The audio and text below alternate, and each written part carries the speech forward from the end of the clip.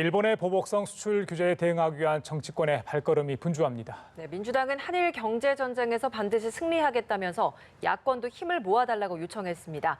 국회 취재기자 연결합니다. 한지혜 기자.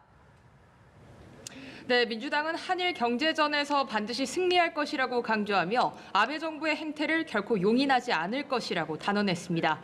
이인영 원내대표는 정책조정회의에서 우리 경제의 펀더멘털, 즉 기초체력은 굳건해 쉽게 무너지지 않을 것이라며 민간기업이 총력 대응하고 있는 만큼 한층 더 강력해질 것이라고 주장했습니다.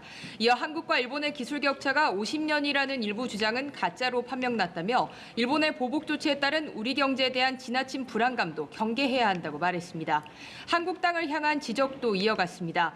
이 원내대표는 황교안 대표의 자세가 색깔론에 입학해 사실을 왜곡하고 국민을 호도해 경제 불안감을 조성하는 것이라면 매우 유감천만한 일이 아닐 수 없다며 야권도 한일 경제전에서 하나된 힘으로 동참해야 한다고 촉구했습니다. 앞서 민주당은 소재 부품 장비 인력 발전 특위 첫 회의를 열고 현장을 중심으로 한 점검과 과제 해결에 나서겠다고 밝혔는데요.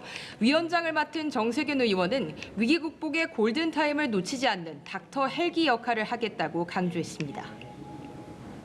네, 한 기자, 자유한국당은 정부의 경제정책 대전환을 요구하면서 외교안보 라인의 전면 교체를 거듭 주장하고 있죠.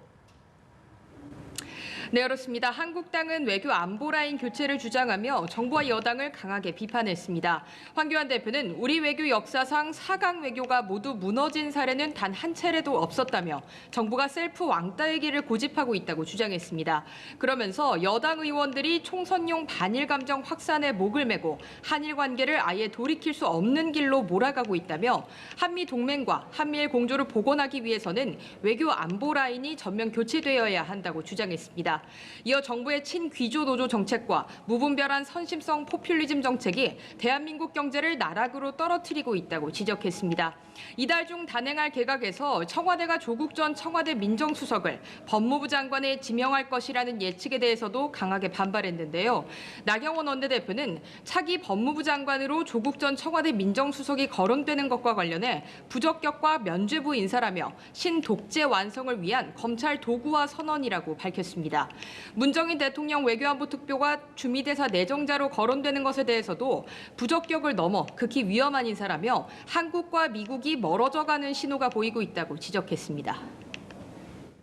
네, 민주평화당은 결국 분당 수순에 들어간 것 같습니다. 비당권파 모임인 대한정치연대 결국 전원 탈당한다고요?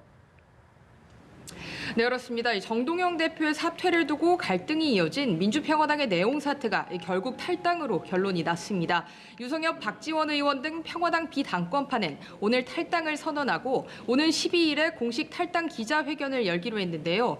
비당권파 모임인 대한정치연대 소속 유성엽 원내대표는 브리핑에서 이보 전진을 위한 일보 후퇴라는 생각을 갖고 탈당의 뜻을 모으게 됐다고 밝혔습니다. 앞서 당권파인 정 대표와 비당권파 측은 어제 오후 막판 추가 협상을 벌였지만 정 대표가 사퇴를 거부하면서 이견을 좁히지 못해 분당 수순을 밟게 됐습니다.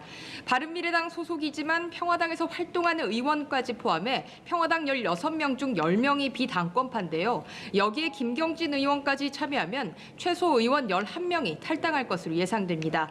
이들은 대한정치 명의로 국회 비교섭단체에 등록을 한 뒤 당분간 제3지대 창당 시기를 살필 계획입니다.